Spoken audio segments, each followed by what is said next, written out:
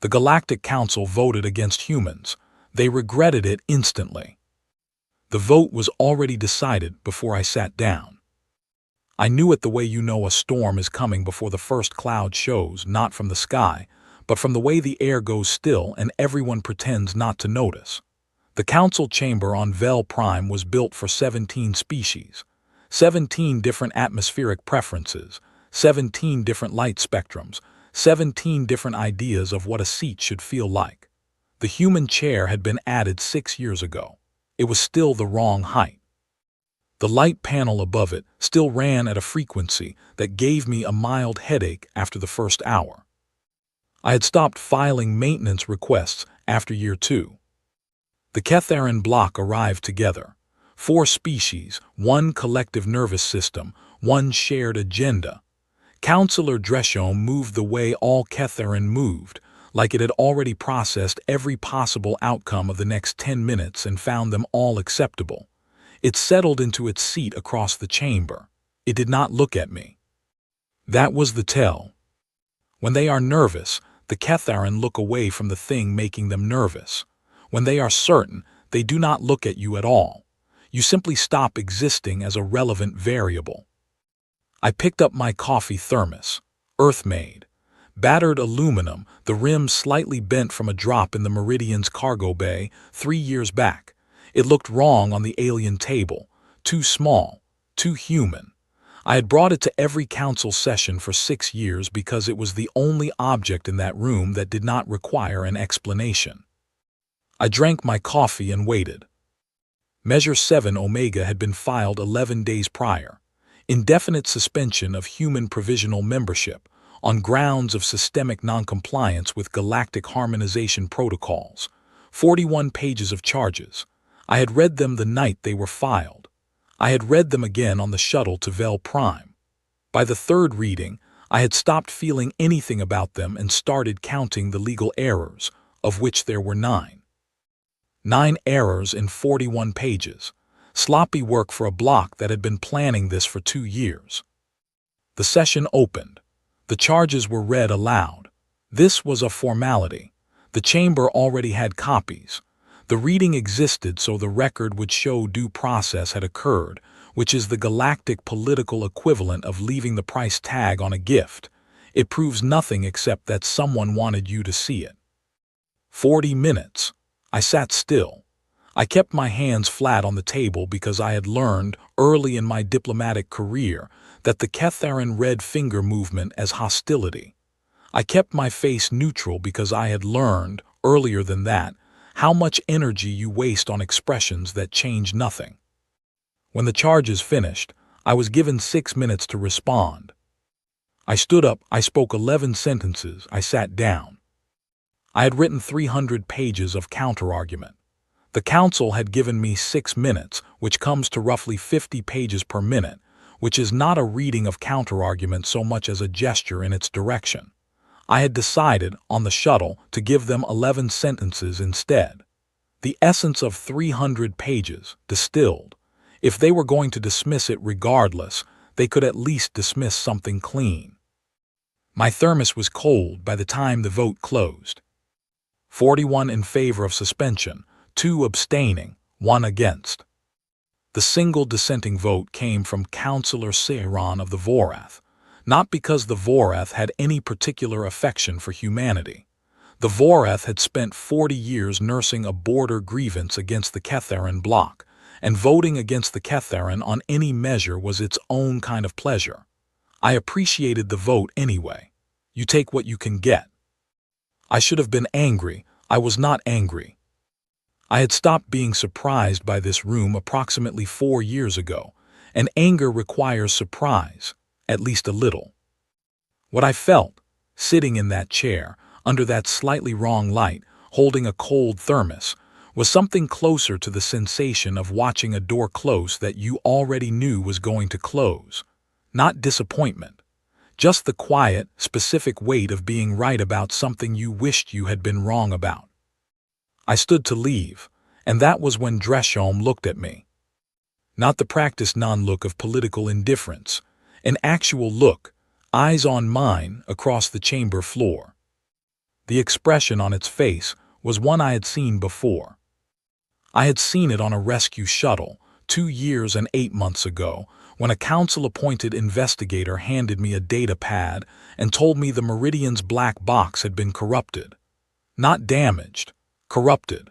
Thoroughly and specifically corrupted in a way that would never officially be called deliberate. 214 crew, gone in a containment action I had not been authorized to intervene in. That investigator had looked at me the way Dreshome was looking at me now. Like the result had already been processed. Like the apology was being offered in the same moment as the wound, so that by the time the wound registered, the apology would already be on record. I capped my thermos. I walked out. I did not look back. In the corridor, my footsteps echoed in a way that human footsteps always did in this building. Too loud, too singular, designed for a species that walked differently. I had 40 meters between me and the transit platform. I was at 30 when I heard the step fall in beside mine. Seiran moved quietly for a Vorath. They were larger than humans, built low and wide, and they walked with a kind of deliberate patience that I had always privately respected. It said nothing for a full 30 seconds. Then, you are not angry. I kept walking, no. Why? I thought about it, not because it was a complicated question, because it deserved an honest answer, and honest answers take a second longer to find than reflexive ones. Angry would have meant surprised, I said. Seiran made a sound that in Vorath translates roughly to a slow exhale, not a sigh, not agreement, something more like acknowledgement. A sound that means I heard you. I am not sure what to do with what I heard, but I heard it. It peeled off at the East Junction without another word. I kept walking. My thermos was cold. The coffee was long gone. I held it anyway, the bent aluminum rim pressing against my palm, and thought about the 11 sentences I had said in that chamber. The third one had been, "We are not asking permission to exist in this galaxy." None of them had written that down. The council expected us to beg. I want to be fair about that. From their perspective, it was a reasonable expectation. They had done this before, 4 times to 4 different species. The playbook was simple: cut the supply lines, freeze the diplomatic channels, make the cost of standing firm high enough that even a proud civilization will eventually choose survival over principle. The Trellian Compact had held out 5 months. The Ovar Confederacy, less than 3. Humanity lasted 11 days before the first response. Not a petition, not a diplomatic inquiry, not even a formal protest through channels. 39 independent research collectives on Earth and 17 colony worlds simultaneously published full technical disclosure packages on 11 years of proprietary development work. Physics, material science, medical technology, drive mechanics, all of it marked pending harmonization review under the terms of our provisional membership. The membership was gone. So was the review. I was sitting in my apartment on Vel Prime, eating cold rice and watching the council's internal comm network light up like a circuit board in a rainstorm, when Owen Paz called me from Earth. Owen was our senior military attaché. He had a voice like gravel in a tin can, and the patience of a man who had spent 20 years in rooms where nothing moved fast except the consequences. "They're going to say we planned this," he said. "Did we?" I asked. A pause, not officially. "That's what I thought." He was quiet for a moment. "Dreshome is going to call it a provocation." "Dreshome can call it whatever it wants." I pushed my rice aside. "The patents are already public. What they call it doesn't change what it is." What it was 11 years of human innovation sitting in a regulatory waiting room, held back by harmonization clauses that required council approval for any technology that might alter the competitive balance of the galactic market, which, in practice, meant anything good enough to matter. The clauses had been in the provisional membership agreement from day one. We had signed them because the alternative was no membership at all. Now there was no membership at all. And there was no clause. The Ketharan medical block filed 3 separate emergency injunctions within 24 hours. All 3 were reviewed by the council's legal chamber. All 3 were found to have no jurisdiction because the technology was now in the public domain, and public domain had no nationality. Petra Kane from the New Carthage Engineering Collective sent me a message, just 2 lines. We're building the drive now. The one they said would take another 8 years. We started this morning. I read it twice. I did not reply. Anything I said would be on record, and I was still, technically, a human diplomatic representative. The second thing happened at the 23-day mark. 3 colony worlds, the ones that the Galactic development reports had been quietly classifying as economically terminal for the past decade, stopped hemorrhaging population. I pulled the figures myself from the Open Relay Network. New Carthage, Shackleton Station, and Port Eridani. All 3 had been bleeding people for years, losing residents to core worlds, watched by the Council as cautionary data points about human expansion being overextended. What the Council's development reports had consistently failed to mention was that all 3 colonies had been operating under resource extraction treaties that funneled approximately 60% of their raw output into Council-affiliated processing networks at below-market rates, not because they had agreed to bad terms, because the terms had been the cost of galactic infrastructure access, the shipping lanes, the relay network, the medtech supply chains, all of which had just been severed. The extraction treaties had no enforcement mechanism without the membership framework to back them. The treaties dissolved. New Carthage's population growth figure for the following quarter was the largest in the colony's history. I sat with that number for a long time. The third thing was harder to quantify. There was a trade network. Nobody gave it a name. It was not official in any sense that the Council could regulate. Human ships, running routes between human-controlled space and a handful of neutral corridor stations, carrying goods at prices the Council's supply chains had never offered because they did not need to. The Vorath officially condemned it in a public statement. The Vorath's actual cargo traffic through those neutral corridors increased by 40% in the same quarter. Seiran sent me a bottle of something fermented and a handwritten note on Vorath formal paper. The note had no words on it, just a small drawing. I had explained the human gesture to it once, at a conference on Vel Prime, when it had asked me what the human crew members on a dock transport were doing with their hands when they saw the Council inspectors arrive. I put the bottle on my shelf. I did not open it, not yet. Owen called again at the 40-day mark. Council's moving to close the neutral corridor stations, he said. They can't. They're going to try. The corridor stations are registered under Variant Compact jurisdiction, I said.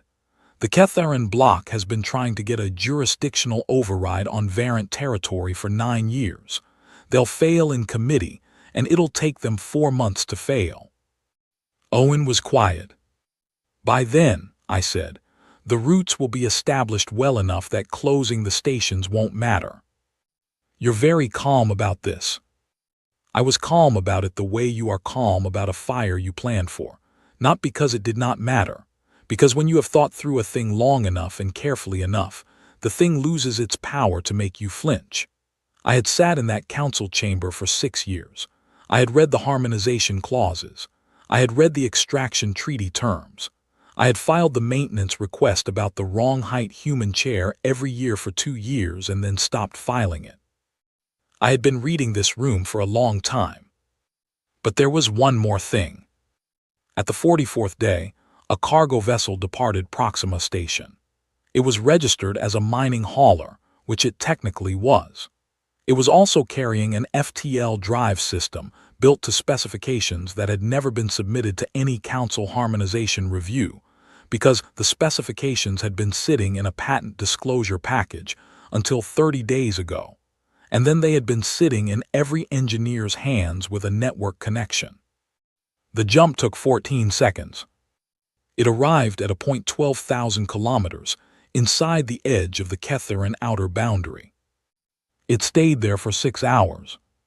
Then it jumped back. There was no weapon aboard, no military personnel. The pilot was a woman named Zoe Arden from the New Carthage Engineering Collective.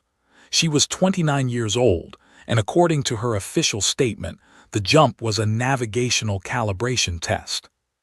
The Council's formal response ran to 31 pages. Most of it was about jurisdiction and treaty violation, and the reckless endangerment of galactic stability. Zoe Arden's response was 4 words. I did not write those 4 words. I want to be clear about that. She sent them on her own through the Open Relay Network addressed to the Council's official protest filing. The 4 words were, "We noted your concern." I sat back in my chair when I read it. I thought about the child who had sent me the crayon drawing 2 weeks earlier. A small rocket ship with my name written along the side in unsteady letters, delivered through the last open diplomatic channel before it closed. I had pinned it to the wall above my desk, and I looked at it every morning when I sat down to read the day's reports. Whoever had drawn it, they had known something the Council had not known when it cast its vote. That we would come back. Not asking, not begging. Just coming back. The mining haulers parked in a formation. That was the part that broke them. Not the jump itself, not the technology demonstration, not even the forward response. It was that the formation the haulers used to block the Ketharan deterrence fleet in the Proxima Corridor was a recognized tactical communication pattern.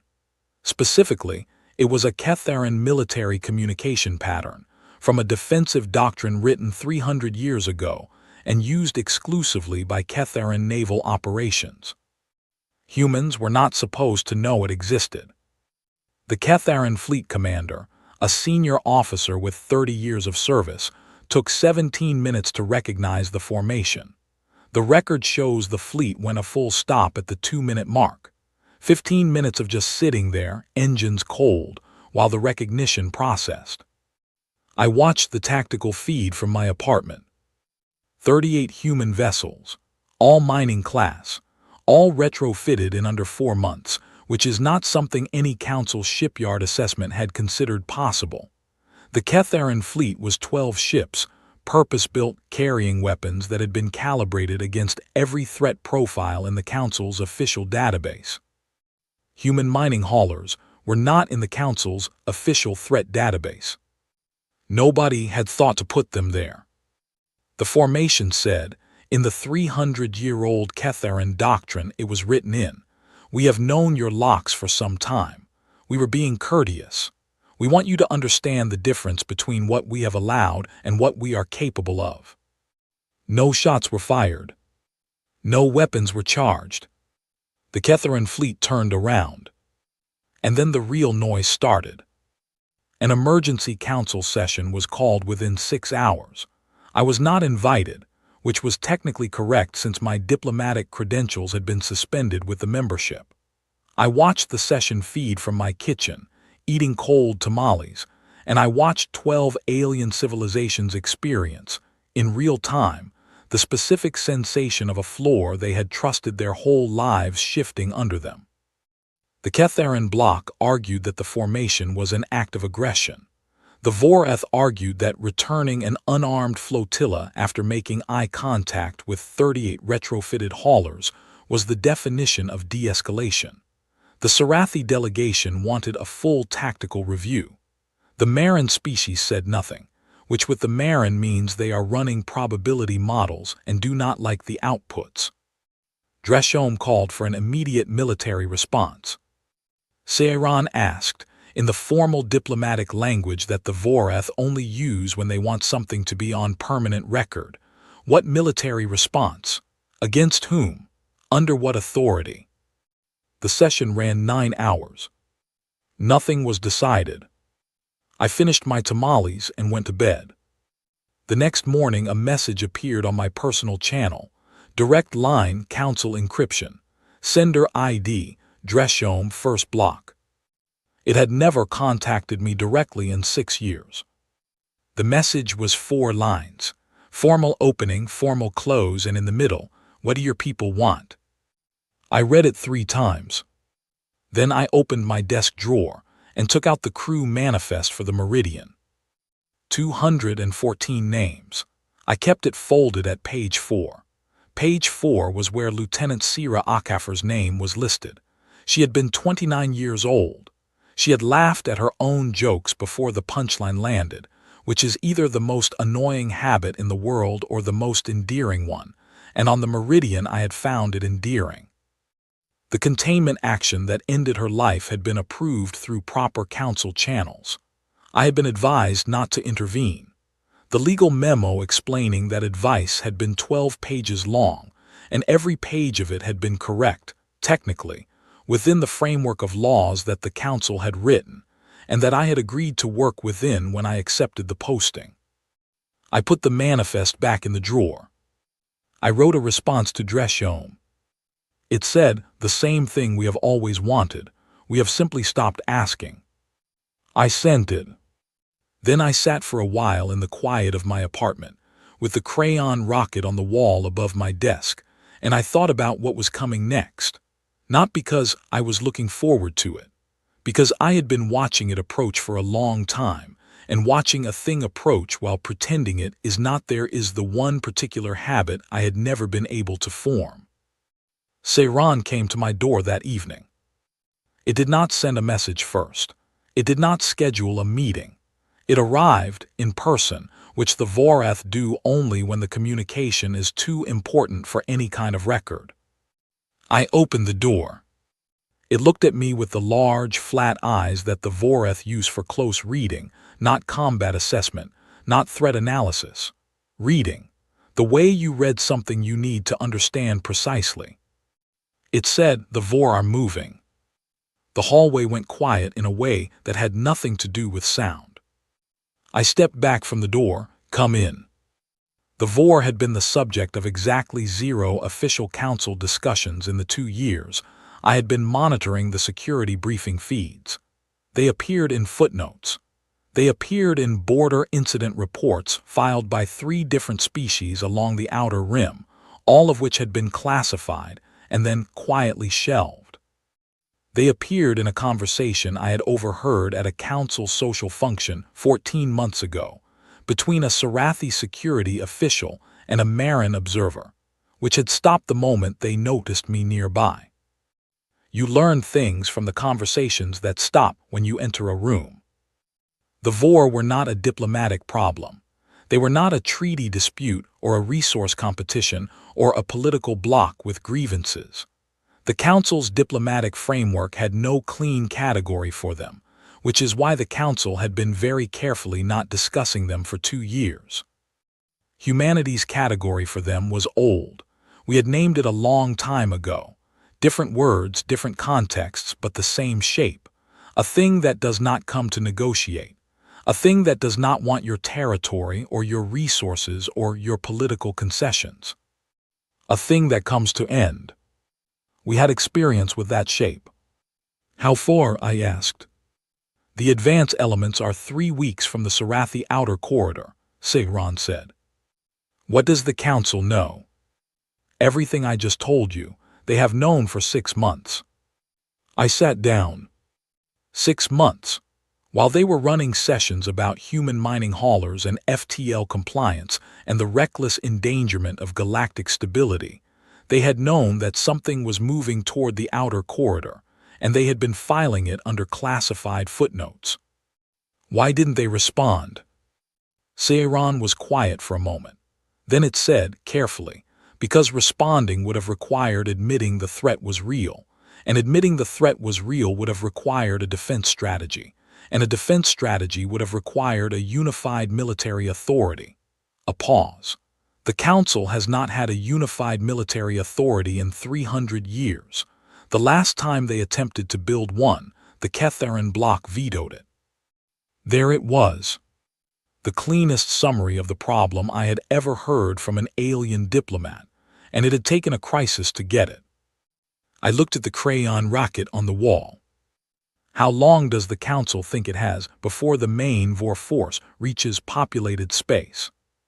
4 months, perhaps 5. They're wrong, I said. It's less. Seiran looked at me. How do you know? Because we've been running our own assessments for 8 months. I stood up. The Council stopped sharing its security feeds with us when the vote passed. We built our own. Owen Paz has a team of 40 analysts who have been doing nothing else since the sanctions began. Seiran was quiet again. A long quiet, the kind that in Voreth communication signals the recalibration of a fundamental assumption. You prepared for this, it said. We prepared for everything, I said. That is what happens when you spend 6 years being the species that gets cut out of the classified briefings. I called Owen that night. He was already awake. He answered on the first ring with "I heard," which told me Seiran had not come to me first. How many people know about the Voreth assessment? I asked. On our side, 12. On the Council side, everyone who matters and no one with the authority to act on it. We need to change that. The Council isn't going to put you in front of a security session. You don't have credentials. I know. I was already pulling up the building schematics for Vel Prime Station on my screen. I don't need a Council session. I need a cargo bay. Owen was quiet for exactly 2 seconds. You want to go around them, he said. I want to go under them, I said. There are 14 military attachés on this station from 9 different species. None of them are on the security directorate. All of them have been sitting in the same waiting room we have been sitting in for the past 6 years, the one where you get the briefings that are 1 level below the briefings that matter. They don't have authority to commit their governments. No, but they have radios. Another pause. Owen made a sound that was not quite a laugh. Bay 7C is unused. I can have it cleared in 4 hours.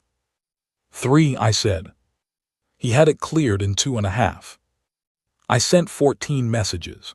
Personal channels, no encryption because encryption would have made it look official and official things required authorization neither of us had. Plain text. A time, a location, and 1 sentence. I have an analysis you need to see. 11 of them showed up. The other 3 sent representatives, which meant they were cautious but curious. I counted that as good enough. The bay was cold and smelled like recycled atmosphere and old cargo seals. I had a star map projected on the floor from a portable display unit Owen had requisitioned from a supply closet. Nothing on the walls. No podium. No presentation format that looked like anything the Council would recognize as a meeting. I stood in the middle of the map, and I talked for 35 minutes. I told them what our analysts had found. I showed them the movement patterns, the timing models, the 3 separate advance incursion events that the Council's classified files listed as border anomalies, and that our models classified as probing runs. I told them what a probing run means when it comes from something with no diplomatic interest in your response. Nobody interrupted. When I finished, the room stayed quiet for a moment. Then Colonel Addies, the Sarathi attaché, said, "Our own command was briefed on the Vor files 6 months ago. We were told the Council was handling the response assessment." "The Council is still in assessment," I said. "They need more time." "They do not have more time." Connell looked at the floor map. The movement projection ran in a slow loop, the Vor advance elements curling toward the Sarathi outer corridor like a tide that had not noticed the shoreline yet. "What are you proposing?" it asked. I pointed to 4 positions on the map. Defensive anchor points. Here, here, here, and here. If we hold these 4 positions with combined assets, we restrict the advance to a single approach corridor, and we buy enough time for a coordinated response. "You said combined assets," said Mara Lin, the Voreth military representative. "What assets does humanity contribute?" Whatever we have that moves, I said. Someone in the back of the room made a sound. I did not look up. We are not in the council membership framework, Mara said carefully. Any human military action outside your own sovereign space is technically unauthorized. Yes, I said. She waited. I'm aware of that, I said. The room was quiet again. Then Colonel Addy said something in Sarathi that my translator gave me as understood, which in Sarathi military usage does not mean agreement. It means, I have heard the parameters of what you are offering, and I will not pretend I did not hear them.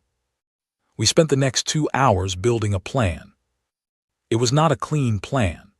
Owen described it to me afterward as a broken tool doing a specialist job, which I thought was fair.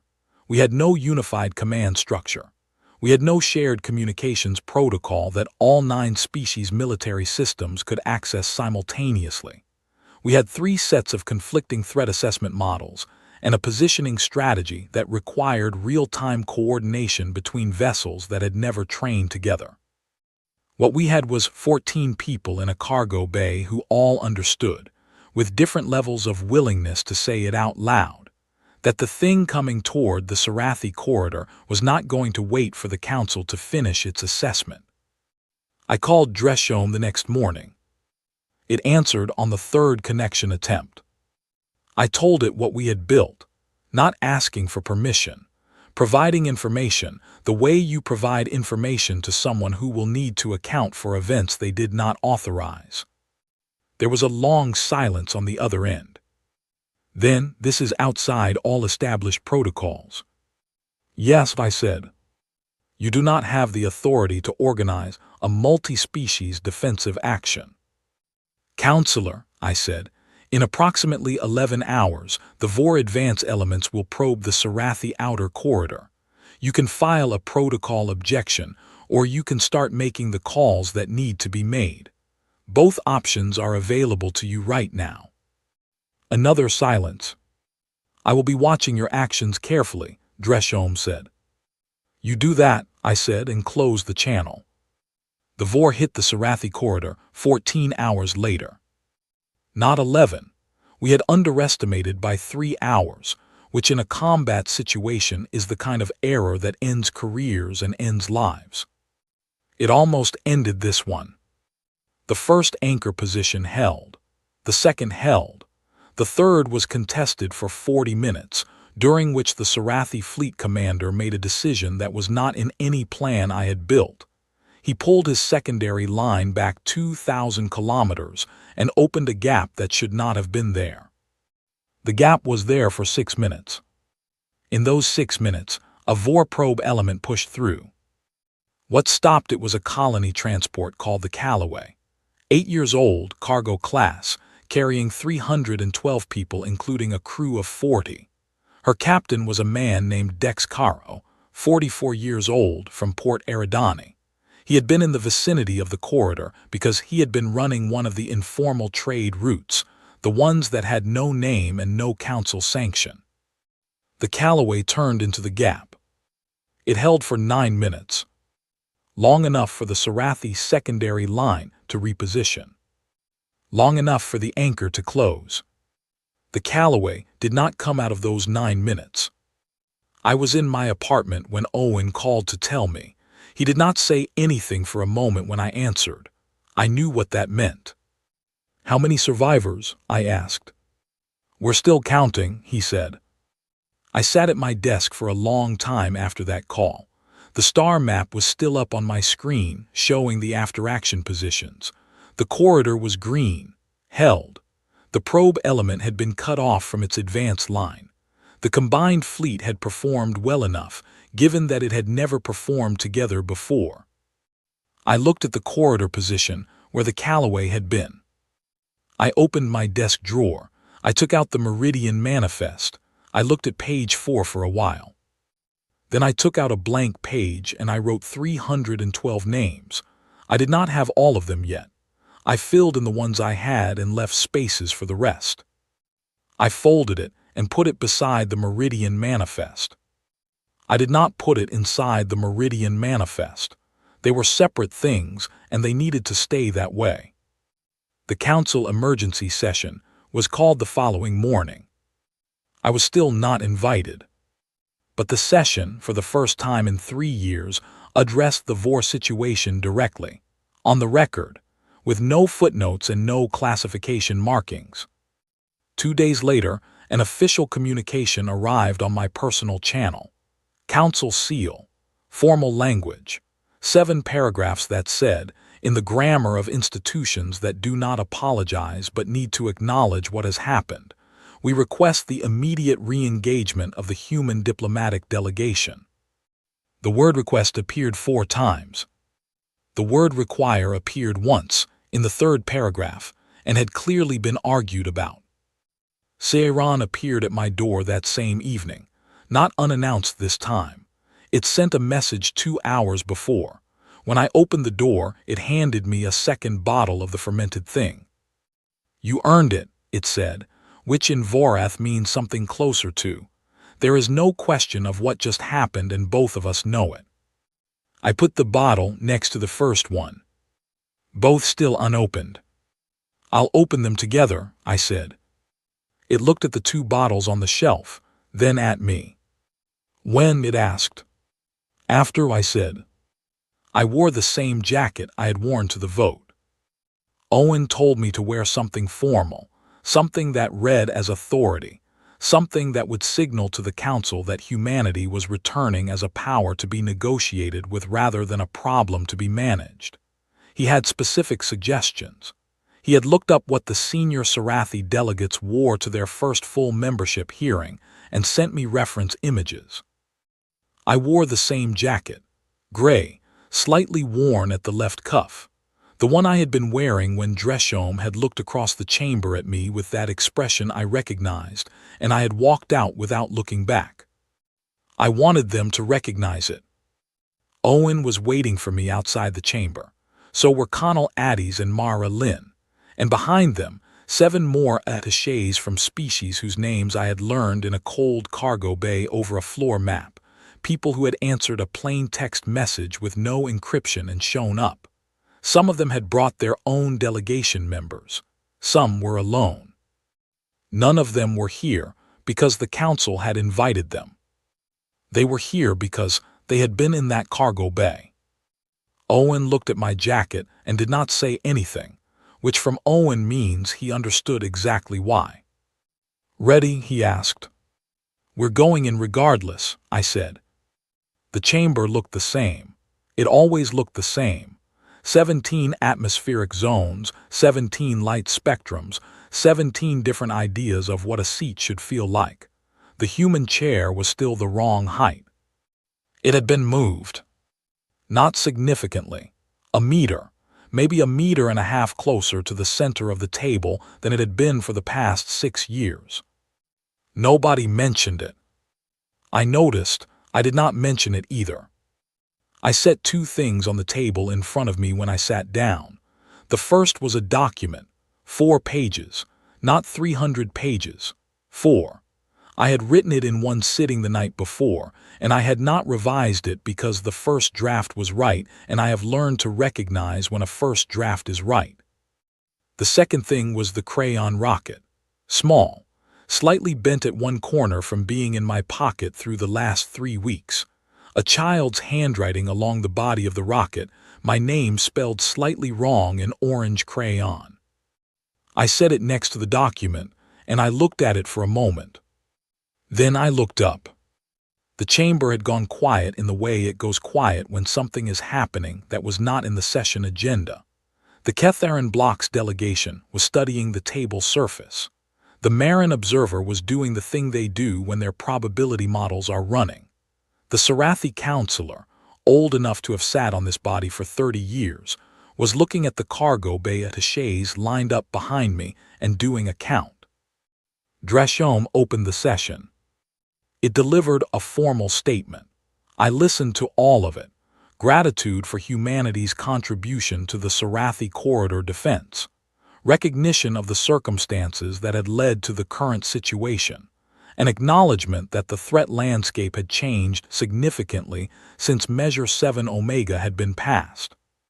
An offer of reinstatement under the original provisional membership terms. Dreshome looked at me when it finished, a different look than the one I had walked out on. This one was not pity. This one was careful, the look of someone reading a room they are not fully sure they understand. I let the silence sit for a moment. Then I stood up. I pushed the 4-page document to the center of the table. "Those are our terms," I said, "not the Council's terms, ours." Nobody moved to pick it up. "I'll walk through the main points," I said. The first point was full membership, not provisional, not extended provisional, not provisional with enhanced review periods. Full membership with all rights and responsibilities that any other full member held, effective immediately upon ratification.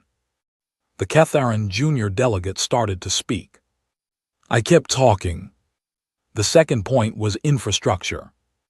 The hyperspace relay network, the sections that human ships used and human colonies depended on humanity, was not going to lease those sections anymore. We were going to own them. The specific corridors were listed in an appendix on page 3. The junior delegate tried again. I kept talking. The third point was military authority. Human ships in human-adjacent space, operating under human command structure, without council oversight or pre-authorization requirements. The boundary definitions were on page 4. Now several delegates were making sounds. I did not stop. The fourth point was a seat on the Security Directorate, the actual one, the one that had handled the VOR files for 6 months without telling anyone outside its membership. There would be a human representative on that body, with full access to all security classifications, or there would not be a human delegation in this chamber. I stopped talking. The chamber had a particular quality of silence that I had not heard before in 6 years. Not the silence of indifference, not the silence of a vote being processed. Something more like the silence that follows a sound you were not prepared to hear. Dreshome spoke first. These terms are significantly beyond the scope of what we extended as an offer. Yes, I said. Several of these points would require restructuring council agreements that have been in place for decades. Yes, I said. You are aware that we could decline and continue the current arrangement. I sat back down. I picked up the crayon rocket. I turned it over once in my hand. Counselor, I said, the Callaway held that gap for 9 minutes. 312 people on a cargo transport that had no business being in a combat zone, running a trade route that your body declared illegal, stopped a VOR probe element that your unified security apparatus had 6 months to prepare for and did not. The chamber was very still. We are not asking for these things, I said. We are telling you what the arrangement is now. You can ratify it formally, which would be efficient for everyone, or we can all sit here and have a much longer conversation about what happens in the next 4 months when the main VOR force arrives and we decide again who is and is not in the room when the plan gets made. Dreshome looked at the crayon rocket. Who drew that? It asked. I don't know, I said. Someone who was certain we would be back. The chamber went into recess for 1 hour. When it reconvened, Dreshome read the motion into the record without a preamble. Ratification of human full membership under the terms of Document 7 Alpha, filed by the human delegation at today's session. The vote was called. 41 in favor. 2 abstaining, the same 2 that had abstained on 7 Omega. The Marin abstain on everything they have probability concerns about, and the Sarathi Junior block had a long institutional habit of not committing until the outcome was certain. 1 against. The Catharan Junior delegate, the new one, recently appointed, young, relative to its species. It had the look of someone who had come into this role with a clear set of assumptions and was now somewhere in the process of discovering that assumptions are not the same as facts. I remembered being that person. It would learn. Sci-Fi voted in favor. So did Connell Addies, whose attendance at the session was technically informal. Nobody raised a point of order about it. The session was closed. I sat in the chamber for a moment after the other delegates had begun to file out. Owen appeared at my shoulder. He stood there quietly, the way Owen does when he has something to say that he is giving you the choice to invite. "Don't," I said. "I wasn't going to say anything." "You were going to say something about the jacket." A pause, maybe. I stood up. I picked up the crayon rocket. I picked up my copy of the 4-page document, which was now a ratified council record, and would be filed under Human Galactic Relations Volume 7, in whatever archive the council kept for moments it had not anticipated. I thought about Dex Caro, about the Callaway and its 9 minutes, about 312 names on a blank page in my desk drawer, with spaces still to be filled in. I thought about Sira Akefer and her habit of laughing before the punchline. I thought about 214 names on a folded manifest, page 4 dog-eared, sitting in a drawer that I opened more often than I told anyone. I did not think about whether the Meridian inquiry would go anywhere. I would push it. I would push it through the same security directorate seat I had just put in the ratified terms, and I would push it through every formal channel available to a full member with full access, and I did not know yet what that would find or what it would cost. But I had the seat now. Owen walked out with me. Connell fell in on my other side. The cargo bay group spread out behind us in the corridor, and the sound of 12 different footstep patterns in the hallway of Vel Prime was, for the first time in 6 years, a sound that included my own without the slight echo of something that did not quite belong. At the East Junction, Sci-Fi was waiting. It looked at me for a moment, then it looked at the group behind me. "Impressive," it said, which from the Vorath is not a compliment. It is an observation of a thing that has shifted a probability model significantly enough to require acknowledgement. "We had help," I said. It made the exhale sound. Then it turned and fell into step beside me, the way it had done in this same corridor on the day I walked out of the vote, and we walked together in a comfortable silence that had, over 6 years, become one of the few comfortable things in this building. I called my brother when I got back to my apartment. Connor picked up on the second ring. His voice had the slightly groggy edge of someone who had been awake for too long and fallen asleep at an odd hour, which is what happens when you are a structural engineer on a Mars platform, and you run on a schedule that does not match any planet's day cycle. "Hey," he said. "Hey," I said. A pause. He knows me well enough to wait. "You still have that property out near Uvalde?" I asked. I heard him sit up. "Yeah," he said carefully, "still have it. Been renting it out, but the current lease ends in April. Why?" "I'm thinking about getting a dog," I said. Another pause, longer this time. "Yeah," he said. "Yeah." He was quiet for a moment. Connor has a talent for not asking the questions that do not need to be asked. It is one of the better things about him. "April's 3 weeks out," he said. "Place'll need some work when the renters leave. I can go out there and check on it." "That'd be good," I said. I was looking at the wall above my desk. The crayon rocket, still slightly bent at one corner, my name spelled slightly wrong in orange. "Is it over?" Connor asked. "The Vor situation is a long way from over," I said. "That's going to take time." "That's not what I asked." I looked at the rocket. "No," I said, "not yet." He absorbed that. "But closer," I said. "Okay," he said, "I'll check on the property." We talked for a little while longer. Not about the council, not about the vote, not about anything that would go in any official record anywhere. The kind of conversation that exists because there needs to be something in the day that is just the ordinary weight of being a person who has a brother and a planet, and a piece of land near Uvalde that could use a dog. When I hung up, I opened the desk drawer. I took out the Callaway names and laid them on the desk. I filled in the remaining spaces from the list Owen had sent me that afternoon. 312 names. I read every one. Then I folded the page and put it beside the Meridian Manifest. I took the 2 bottles Ciron had brought me off the shelf. I opened both of them. I poured a small amount of each into a cup I did not care about. I did not drink it. I just set it on the desk next to the folded pages.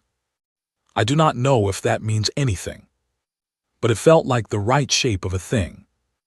I picked up the crayon rocket one more time, held it in my hand, felt the slightly waxy texture of the crayon lines and the light weight of it, small enough to fit in a pocket, simple enough to have been made by a child who did not know anything about council votes or VOR advance elements or 9-minute gaps held open by a cargo ship running an informal trade route.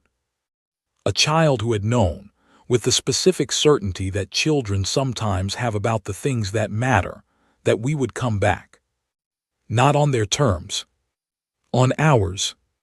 I set the rocket on the desk. I turned off the light. I went to bed.